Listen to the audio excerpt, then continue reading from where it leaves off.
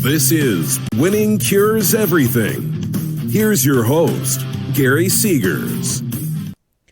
It's it's Friday. Good gracious, the time has flown, right? Friday, April the 19th. Got a lot to discuss. It's Winning Cures Everything daily show. We do this 10 to 20 minutes every afternoon, sometime after 3 p.m. Central. Sometimes it's even after 4 p.m. Central, like today, because the Lord knows days can get a little busy, right? I'm Gary. I'm your host. You can follow me on Twitter at GaryWCE. You can follow the show at Winning Cures. Here's the rundown for today's show.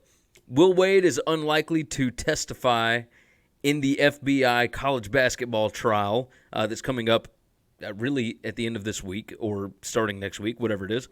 The Raiders excuse all of their scouts leading up to the draft. We're going to talk about how interesting that is. Game of Thrones piracy numbers. Holy mackerel. I don't know if you've seen this yet, but we're going to discuss that. And then I've got daily picks. So let's jump into the sponsor, of course, mybookie.ag. Use promo code WCE50. That's WCE50. You get a 50% deposit bonus. It's pretty awesome. They got the best online sportsbook. They got the best online sportsbook layout. They got really good odds. It is the best site out there for recreational bettors, newbies, and whatnot. If you were trying to figure out the betting game, the sports gambling game, go check it out. Mybookie.ag. Use promo code WCE50. They will give you a 50% deposit bonus. If you're curious what that means, you put in $100, they're going to give you $50 to play with for free. You put in $500, they're going to give you $250. You put in $1,000, they're going to give you $500, et cetera, et cetera. You get the numbers. You see what's going on. All right, let's jump into this. Will Wade is unlikely to testify in the federal trial that is coming up. The judge, federal district judge Edgardo Ramos, in an initial ruling Friday morning, decided Wade won't testify and wiretaps or other evidence involving the LSU coach won't play a role in the trial. A spokesperson for the federal prosecutors in New York handling the case told The Advocate, which is down in New Orleans and Baton Rouge. This is massive. This, not just that he's not going to be on the stand, but also that the wiretaps won't be a part of this case. The defense was trying to get them thrown in to say, these coaches knew what we were doing. This isn't bribery. They were a part of this. They were doing it too. And the federal judges are saying, no, we're not interested in that. What you did is wrong, and we're not going to get them involved because they have nothing to do with it. So the other side of this is Ramos held open the possibility of changing his mind during the trial. Attorneys involved in the case have estimated the trial will likely last for several weeks. This is still a massive deal because LSU, who thought they were going to have to fire their coach, Joe Alleva, who at one point wanted to fire his coach, realized we're going to get away with this because they're not going to have to talk. Sean Miller's not going to have to talk. Will Wade's not going to have to talk. They're not going to have to explain away anything that went onto a wiretap. The wiretaps are not even going to be brought in.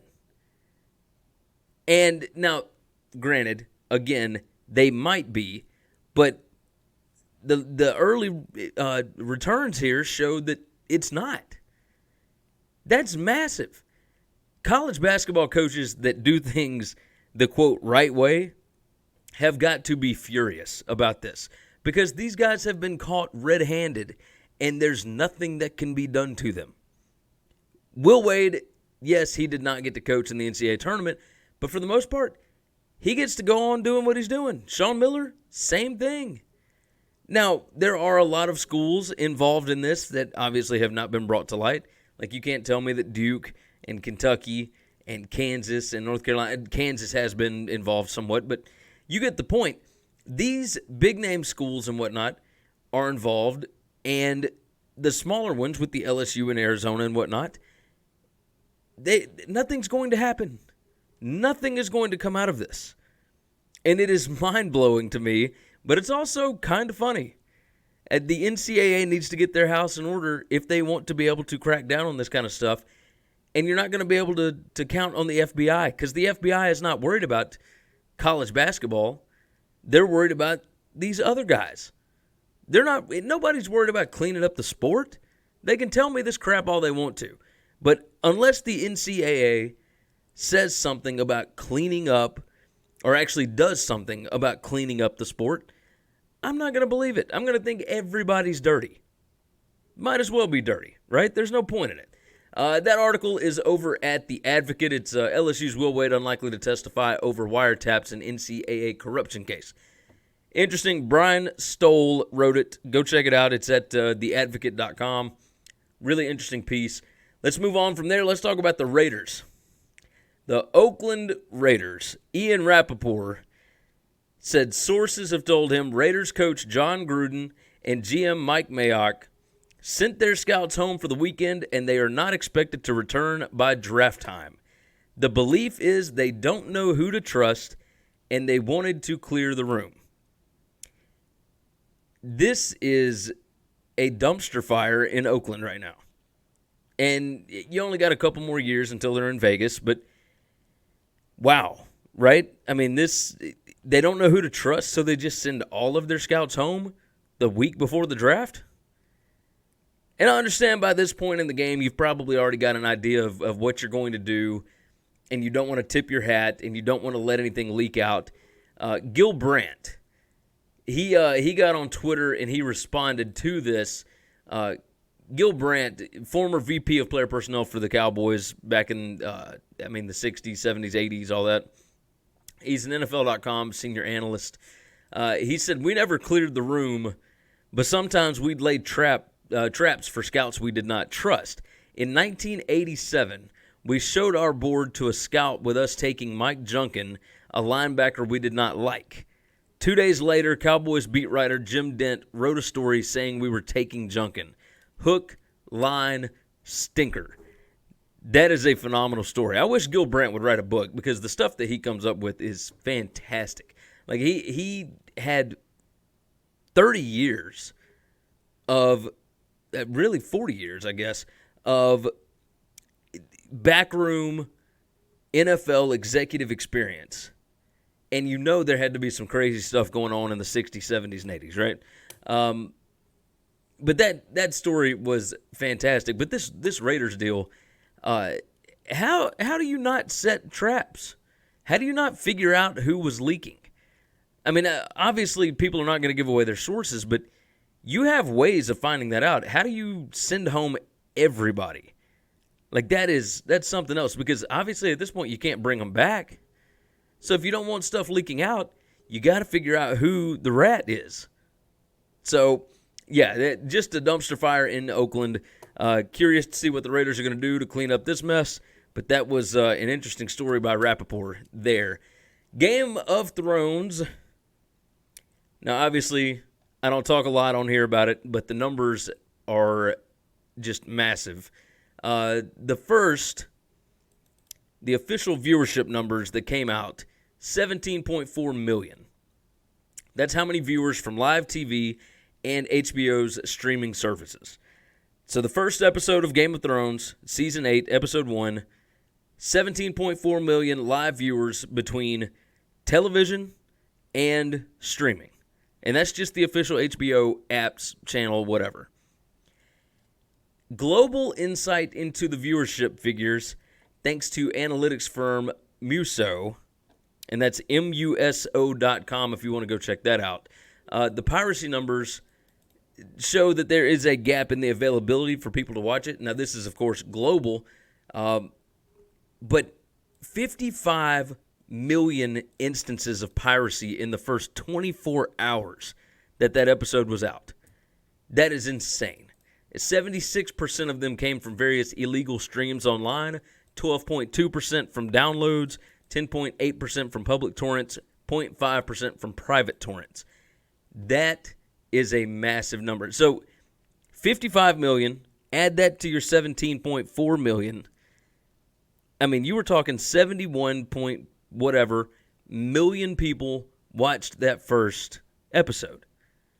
That is an astronomical number for a television show.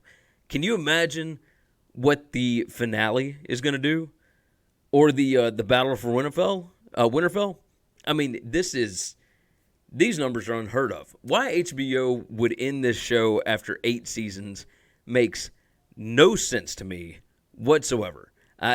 You have got something that is really, and I understand that they're doing a prequel and they're doing spinoffs and whatnot, but you keep this thing going as long as you possibly can because you've got everybody tied in. Everybody is hooked. Like, you can have the most boring episodes in the world and people are going to try and break it down and figure out what each thing means, right? Like the first episode, kind of blah. But we're trying to figure out what every little detail means. I mean, there's 40 million words being written. Sports sites are covering this like it's a Super Bowl event.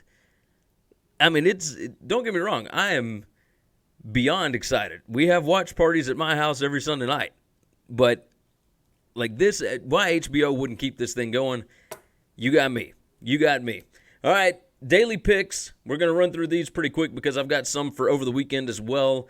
It is a ton of them. So get out your pens, get out your paper. Let's do this. Or you can always go over to winningcureseverything.com and go to the gambling picks section.